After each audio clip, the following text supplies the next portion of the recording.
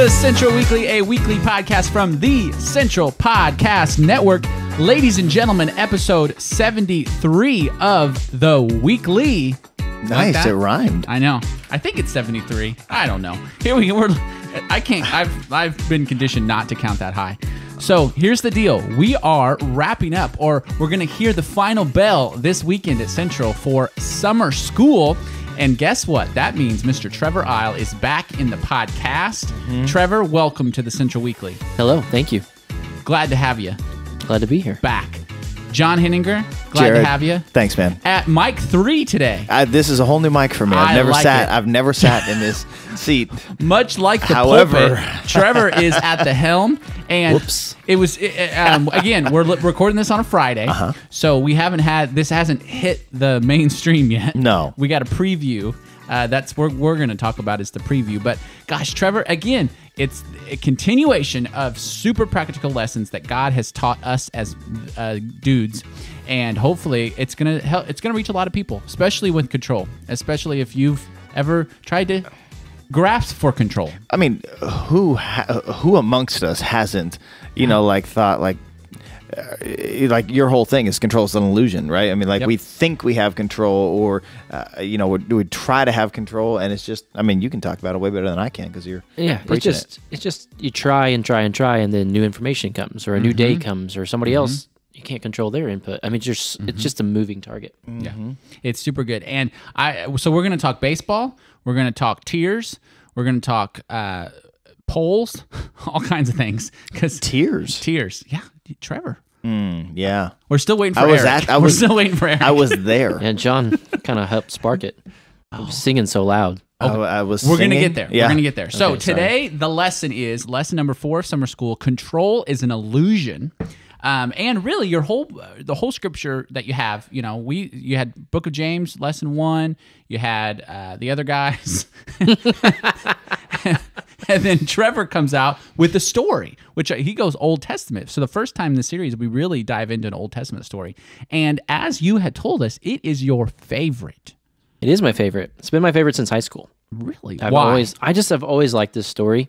Because it doesn't mention God. That's why you love it. It doesn't mention God by name. Yes. But he's all over it. Yes, his providence is all over the book. How much do you like it, Trev?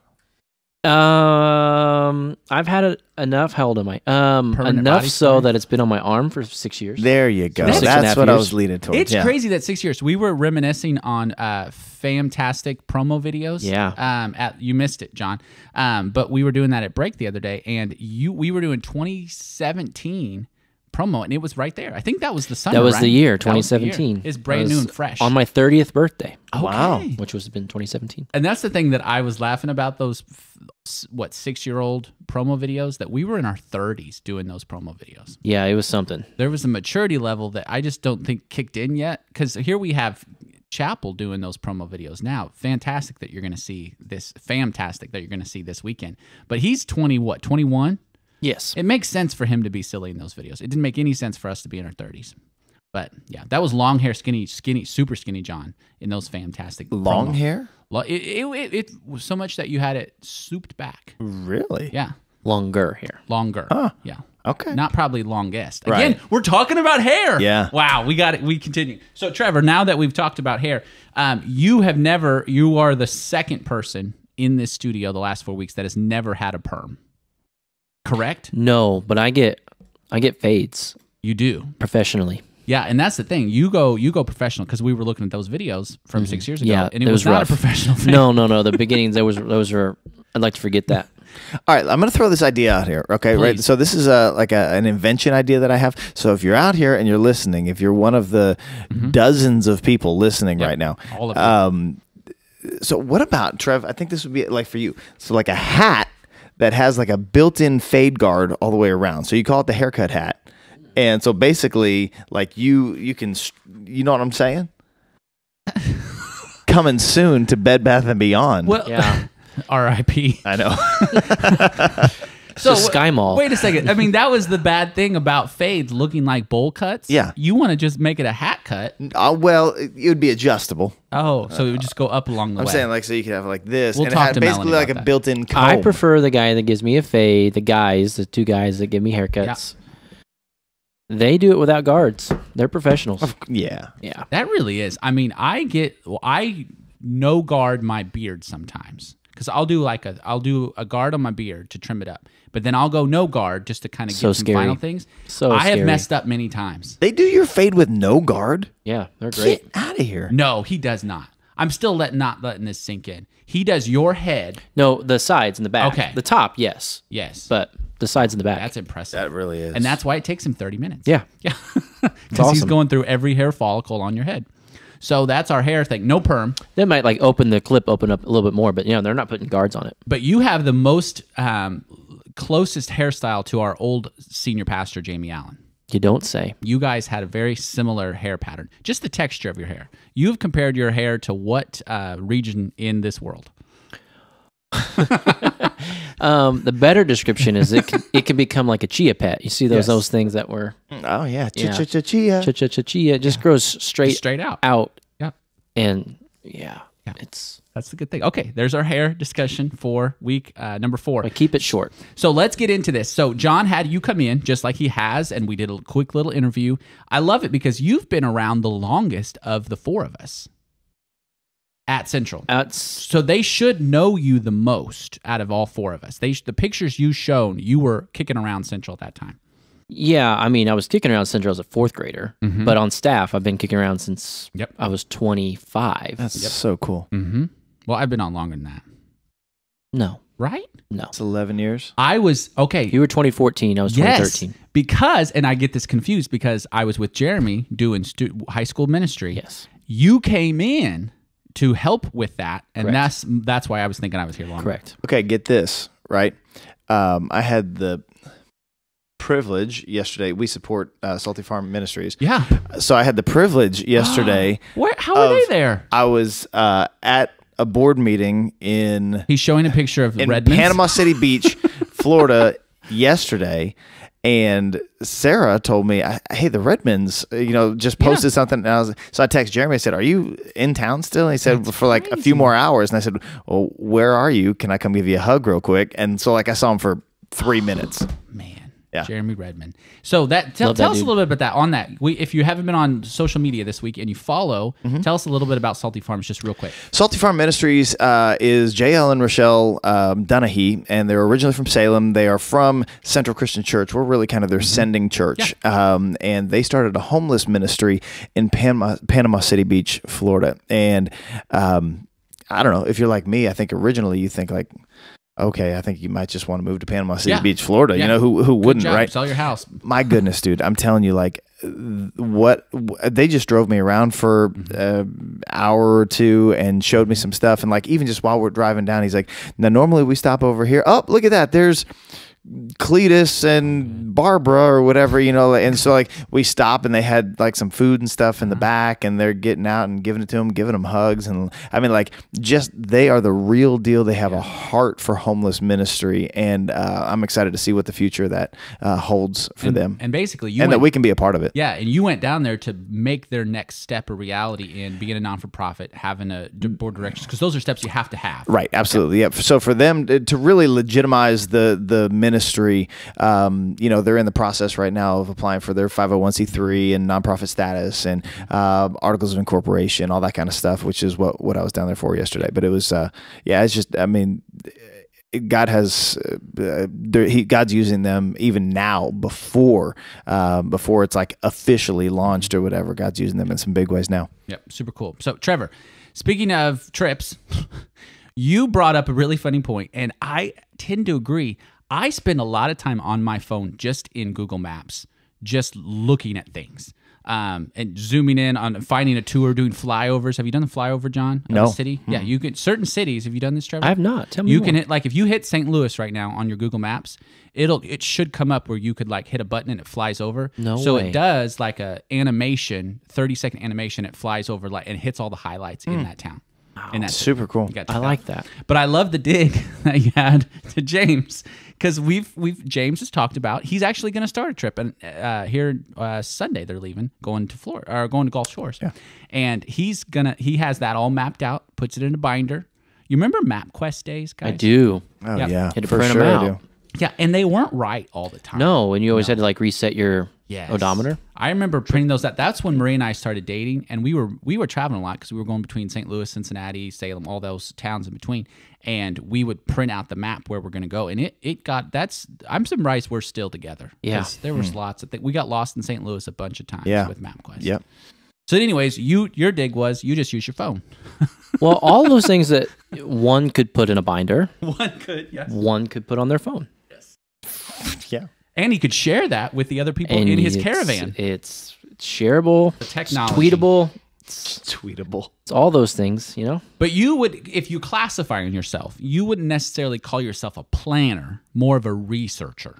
I love, yeah. I think Yeah, I'm not to bring up your former way of thinking, but yeah, one of those standardized categorical personality tests would say I'm a researcher. Yes. The one that shall not be named anymore. Yes. And there was a day when actually, just because as a little side deal, you almost became like a Disney planner. I got accepted. Because you're such a big Disney guy. happened? Yeah, I just work didn't out? have time Oh. to do it all. It got a little goofy. Yes. That was good. I would really enjoy helping somebody plan their trip, and Yeah. I don't want to hold your hand the entire time. I want to give you freedom to do what you think should be fitting in your schedule. It was like way more in depth than Even while they're there? yeah, you're even doing while stuff? they're there. Oh, yeah. I'm like, Oh, yeah. That's if I'm giving, just I too should much. give you everything you need to go. Then you go have a good time. Yeah. Yeah. But it was like all the their Google platform, all the things you had to put in all the time, and I was like, yeah, this feels like something I would. could not It's have to funny do. because I actually wouldn't mind having like a playbook, like hour by hour playbook of my Disney trip. Like I will go here, I'll eat at this, and it's all planned out, and I just follow it. Problem is, if you miss your arrival That's window by 15 minutes, that's Yeah. sunk. Yeah. The girls, when they were little, used to have a Little Mermaid camera. We used it exclusively for aerial footage. So let's get this back on track. All right. Present participle verb. I loved it, Trevor. Well, we talked about this last time I was Yes. here. We both took Greek. Mm-hmm. I remember that being something the teacher was talking about at some point. I loved that you. I mean, I wrote that down in the run through. I loved that you said I'm 100% in the ing. Yep. Yeah, this is not a completed course for me. Yeah, I mean, or anyone. Yeah. And and that's really the heart of these lessons and saying, hey, here's what I've learned so far, and here's how you can learn as well. And I think because Hayden all week long, when we're around him, sometimes he would say a couple things this week, and he'd be like, wait, I shouldn't think that way. Rethink. Rethink. He doesn't do that all the time. But it was funny to kind of see him. And just the same, like I said last week, I find myself catching myself, telling myself, stop talking and just be quiet. So it's just it's a continuation. So your story, like we said, that you chose to pop out of would be the story of Esther. Yes, I love that story. Yeah. And with the story of Esther, and you really did a good job of telling the story without like reading the entire thing, which was homework for the week, is to read the entire chapter. But within Esther, I loved because you did such a good job of telling things that they could control and they couldn't control. It's a story of I didn't ask to be in any of this. Yeah. And here I am. And now there's a problem. There's many things I can't control. There's a few things that they could. Yep. And knowing the difference. Yep. Because here's your main people. You've got the King Xerxes. He's in complete control, or so he thinks. Sure. And you've got Queen Esther, Yes. who is in no control, or what she thinks. And then you've got evil man Haman, Yes. who thinks, I loved how you said that. Is that how you said it? He thinks he's in complete control. Right. And he is like the person he thinks is the puppet master in this whole story. Yeah. And then Mordecai, Yeah. who is trying to control, but leading it up to God. Yeah, has a couple moments of doing it right and a couple moments of stumbling over it. Yeah. But I think that really describes all of us. Yeah. Yeah. I think, and so who do you identify with most in the story? Hmm. John, I'm coming to you with that question next. I partially Mordecai, partially Esther. Yeah. Just depending on how the situation unfolds. Yep. I would agree with that. I feel like a prize woman. Yeah. Jon saved me. What do you feel like? Yeah, no, I mean, I think just because of the narrative of the story, it lends itself to putting yourself in Esther's shoes. I mean, just kind of like where has God placed me and why? What's the purpose for it? A lot on my tattoo. You specifically have given me grief in the past, saying you have Esther's words on your arm. Yeah, it's actually not Esther's words. It's true. That is true. It's from the book of Esther. The book of Esther. But those are Mordecai's words. Yes. Yeah. Because he sets her up to say, like, okay, basically, you don't have control, but in this situation, you have a controllable moment. Yeah. Right? Yeah. And that's the whole thing, where we can't control the aspects of this life that we live. But there are times, and that's why, again, back to where was this? Last year. You had a hard topic last year. What was that again? I can't remember. I just remember it was difficult. It wasn't a straight up, no, this is wrong. What was it? I got to go back to the... trying to think. 2 years ago, I did the hope. Yeah. But basically, last year, it was trying to say where it's not right all the time, but most of the time, and that's the same way with this is. Control is an illusion, and think that we have it, but there are times where we do have control, like over our thought pattern. We have control over how we think it, and really more importantly, how we move into action from those thoughts. Yeah, it's not you have a zero control, give up, let life happen to you sermon. It is a stop forcing it in areas that you have. You recognize, and I kind of get into it at the end. Yeah, and that we kind of framed it in a season of waiting. Which season of it is it? You can be passive and sit back and just let life happen and hope it works out, or you can be reckless. You can be a bull in a china shop, and you can make a fool of yourself trying to do X, Y, and Z. Because I think you did a good job of stating the problem that we have in our society today, where it's how do we deal with stress, and really that stress comes from either and trying to grasp control and not receiving it, and then because I wrote down YOLO, you only live once. You had a couple more. What were they? Couple statements that we have in today's culture. Whatever happens, or you only live once, or live like there's no tomorrow. Yes, and that's really how we live, but yet there's still a control aspect to it. Okay, back to short summer series, Irregardless, last year. Irregardless. And you were week 4 again, weren't you? Yes. Everything happens for a reason. Yeah. Everything happens for a reason. And that's not a completely wrong statement. That's right. But it is wrong. And that's actually, you kind of get into that a little bit in this particular sermon. Yeah. And I think really what it comes down to is that in all of these things, we have a measure of control, and it's how are you going to use the measure that you have, understanding that ultimately there's another who has ultimate control. Yeah, the idea that you're going to have it all figured out, that's the illusion. Do you think control follows gender lines more than not? Meaning, do you think women have a problem with control more than men? This is dangerous. I think it could go. I'm tiptoeing on this. I don't think so. I don't. The reason I asked that because I don't think so either. But I wanted to see what you thought. Me either. But I think women have maybe a harder time with it. I think men just grasp control and internalize it. That's what we're going to talk about tears in a little bit. Women, I think, have have problems with control, but it shows more. Broadly speaking, okay, no, at least in our context, right? Yes. So I think that women are shouting at their screen. I think a man probably has more of a desire to specifically control. I think a woman has more of a desire to know that things are under control. That is so well said. Yes. And that's exactly what I was thinking too. I think, and the world we live in, men have the opportunity to control more, I think, than women do. ... question mark. Can you make a cricket sound? I can do that in post. I can do that in post. But say your statement again, because I think it's dead on. I think that a man has a strong desire, probably a stronger desire to control every little thing, but a woman has a strong desire to know that things are under control. Yeah. I completely agree with that. Being married for how long I've been married, I think that's the thing. What do you think, Trevor? Yeah, I think it can be. And that's not hard and fast across the board. I think just generally speaking. Yeah, it can. Broadly. Yeah, I can see that. Wide paintbrush. It's just how it manifests itself. Yes, and I think that's the thing too. It manifests itself in different ways. I think we're all, in a fallen world that we are, man and women are all seeking control over certain things, but it manifests itself in different ways.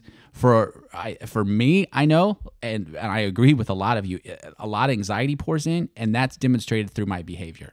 Where you said you're stroking your hair a little bit more often, you're a little quieter than normal. Saying something. I don't hit a balance when I get stressed out. I either go one way or the other. So I can get really angry and yelling and super frustrated, or I get super quiet and just shut down. I can shut down like the best. I bet you could. You've had, I think, seasons of shutdown. But seriously, my wife says, "Why are you shutting down?" I'm like, "How many reasons do you want?" But that's crazy, though, that in a quiet person that you are, that there's a difference. Because a lot of things, I don't think people really notice it very often. Yeah, I mean, well, in public, you got to keep. You have to keep some kind of. You don't have to, but generally, you're trying to portray some sort of. I've at least got it together somewhat, you know. And then when you get home, you're like, okay, I don't have to do this anymore. And then you're like, why are you withdrawing? Why are you shutting down? Why do you have zero patience with anyone? Yeah, that's a key for me. Is I have a short leash when I'm full of anxiety, or just like I feel like I've tried to get control over a situation, and that's been something I've really had to learn of. And I think I've talked about this a little bit in the past, just obedience and control, because a lot of times I have through a lack of obedience, I try to over control a situation. Does that make sense? Where maybe somebody has given me the prerogative to do, but I don't think that's the right prerogative, so I go my way and try to control the situation. Or I railroad some people and say, no, this is the way it needs to be done. And then that just brings a whole lot of things. And I think if you look back at the story of Esther, imagine if Esther would have railroaded the situation and just didn't wait for her time to come, but she just said, no, as soon as I can, I'm going to go talk to him, and just stepped right in there. She would have probably been on that pole. Yeah, I mean, none of it would have worked out for them. No. And it's not always going to work out in the way we thought it was going to, even if we do it correctly. Yeah. And I think that's the thing. We need to trust that when God gives us those opportunities to do what he wants us to do, we need to trust him and move forward in those situations, just like Queen Esther. Yeah. I love that story, and the fact that it was Haman's wife that said, hey, go put that pole up out back and get ready, because we're gonna have some Mordecai on the bob. Yeah. Right? I guess it's not funny, but Mordecai. Okay. But let's talk about the period of tears. Hold on, real quick before you leave Esther. Yes. I was thinking about this the other day when you were going through this, Trev. Like, we just say it in passing, but 75 feet is super tall. Super tall. Do you think? I mean, like, you think about that. How tall would that be? I mean, it's 75 feet. 25 less than 100. It is. It's going to be 7.5 stories or so. I mean, that's. So I guess this is probably just some sort of a stripped down tree, a carved up tree that they have. But I think that it would be rare to find a 75-foot straight portion of a tree. Yeah. Plus, you're going to have all that goes into the ground to hold that. I'm just saying, we glaze right over that. I've done the same thing, but that is enormous. 5 to 7 floors. Yeah. That would be about the height of the formerly U.S. Bank building in downtown. There you go. Oh, wow. Yeah. Yeah. That's crazy. Right? I mean... And you're going to have to get a platform up there to throw them off of to get them impaled on this pole. Yeah. So, anyways. Unless they put the pole next to like a building that's that tall. I don't know. Food for thought. Don't have any deep lesson there. It's Mordecai Bob. Amen Bob. Okay. Okay. But here's the thing. When you got down to the nitty gritty of this sermon, you ended it so well. Okay. You said there's 3 ways to wait. And what were they? Passively, recklessly, actively. Do you think you've done those 3 at different points in your life? 100%. I have 100% step back and just let life happen. And I don't know, it just happened. Because I think some people think, number 1, that's what I should. That's a good one too, right? Exactly. Yeah.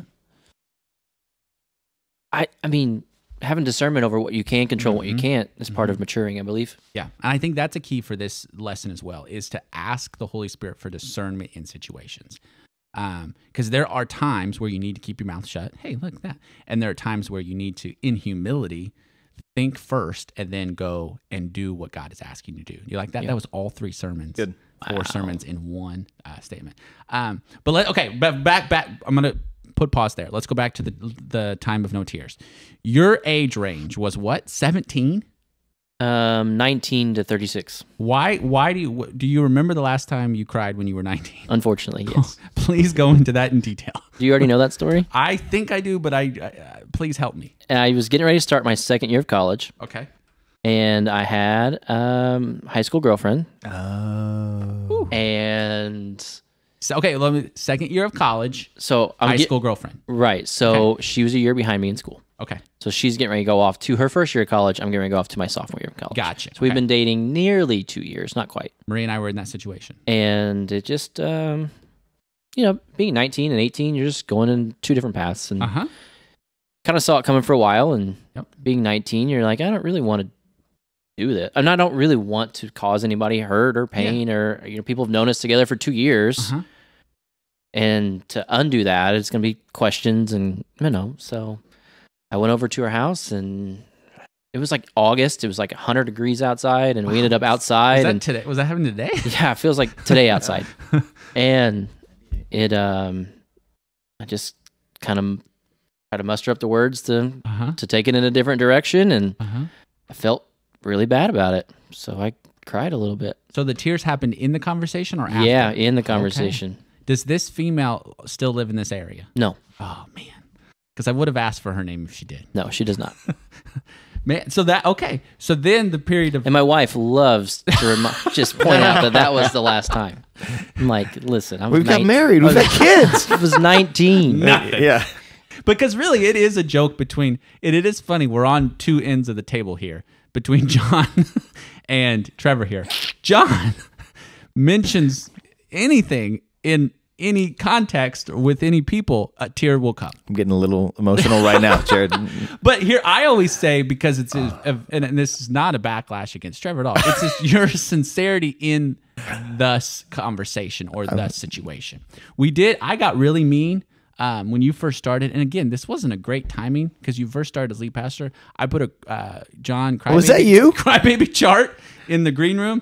That was mean. I apologize. But we would just, every weekend, we would cross it off if at some point you had to choke back tears. And that counted. Because Sure. that counted. I get it. People heard that. I and they understand. I get it. But it's funny because I'm finding myself doing that more. Trevor, I don't know if I should. Do you feel the potential of being more emotional in fatherhood? Yeah. So, well, not too long ago, my wife and I were having a disagreement, and she said, why are you mad at me? Why are you something? And I was like, hey, you've been asking for me to have feelings. I'm starting to have feelings. So now we're all dealing with it. So, and let's go back. I mean, it's funny because, again, did we talk about this before? Your growing ups, the 2 of you, your dad, emotions on his sleeve, emotions covering his body. Yeah, probably. Don't you agree? Yeah. Trevor, your dad, again, I don't know if he has emotions. He is a steel trap of a man. And my mother. And yeah, that's both of you. So you're not like when you were looking for just, hey, I've got these feelings. How do I deal with them visually? You didn't see it. Nope. Yeah.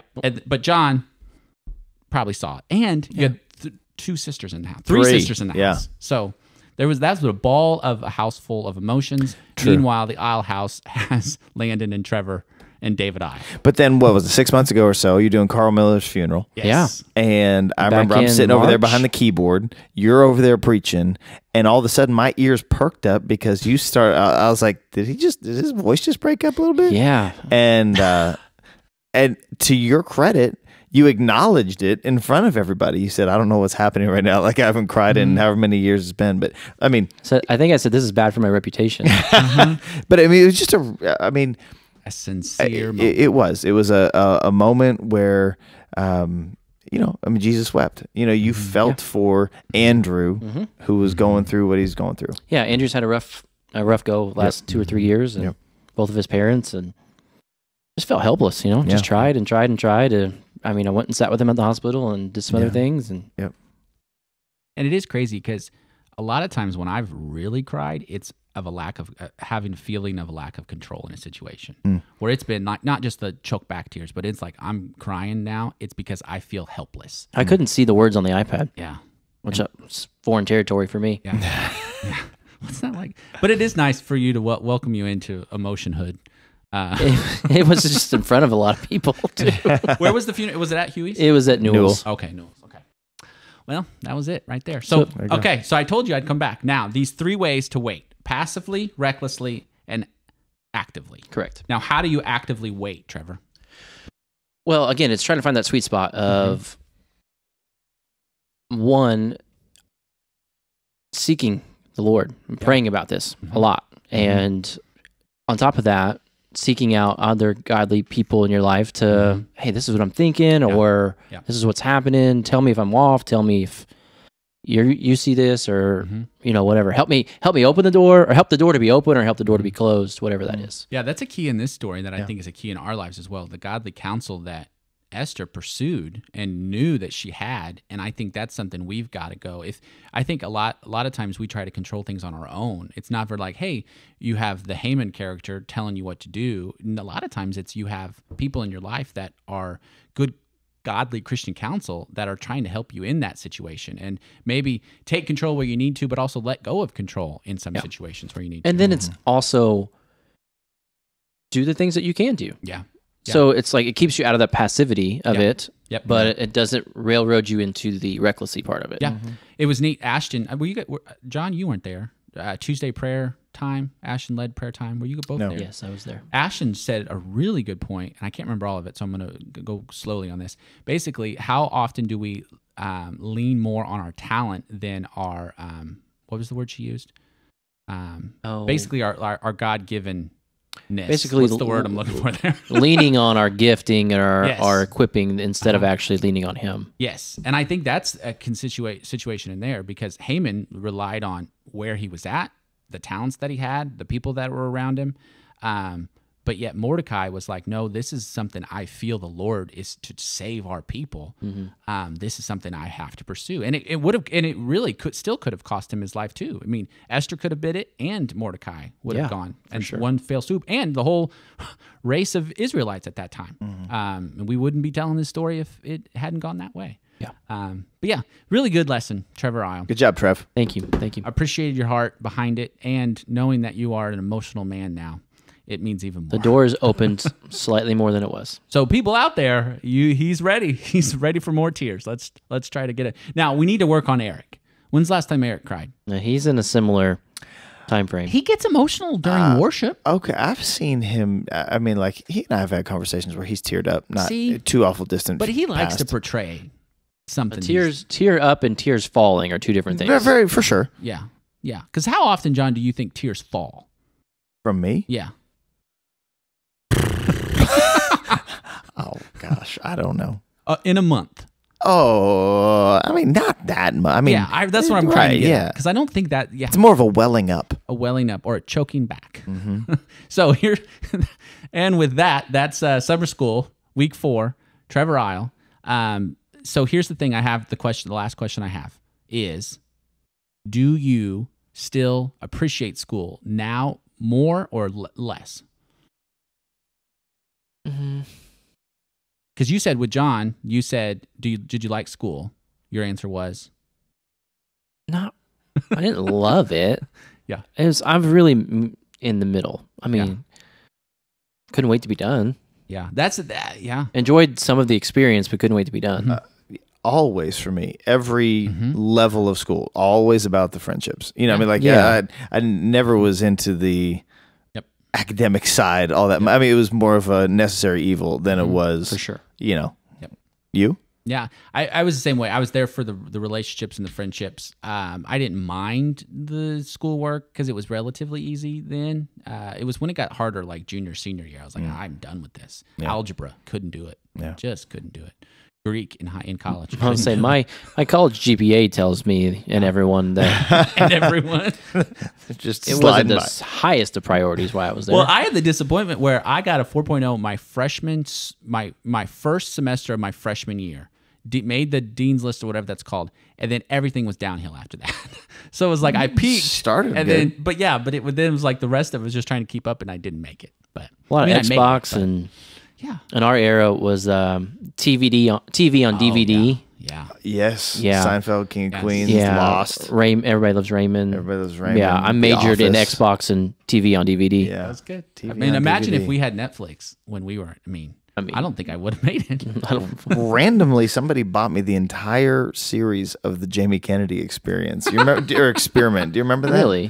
Do you remember that Yeah. show? Yeah. Well, we're gonna call it quits for episode number 73. Again, I think that's 73. 72, 73, 74. One We'll of see. those. But next week we're starting a brand new series heading into the fall, and this series is called A Church Alive. A Church Alive. Yeah, and actually, I'm going to quote Faith Church in St. Louis, David Crank, and I'm going to say A Church Alive is worth the drive, and Yes. I'll give him credit for it. Yes. But also, we see a lot of that happening right now here at Central. People aren't driving here because of the Yes. boring body of believers, but Uh-huh. this is a church alive, not because of you or me, but because Yep. of the presence of God. And I like it the kind of switch we're doing because you're going to stay in. Well, you're going to camp yourself in the Book of Acts. We're going to stay in the book of I like Acts. that. I mean, we're going to use scriptures from Oh, yeah, elsewhere yeah. in the Bible as well, but our topics will come from the book of Acts. Okay, it's going to be a good one. So make sure to be here, do the drive, be here on site. And again, shout out to everybody. This summer series has been well attended. And again, summers usually we get a lack. So I'm excited about the fall. Yeah, good attendance, and great job to all four of you guys. It was fun. Thank you. It was fun. All right, that's it for episode number 73. We'll see you back here next weekend. Bye, guys.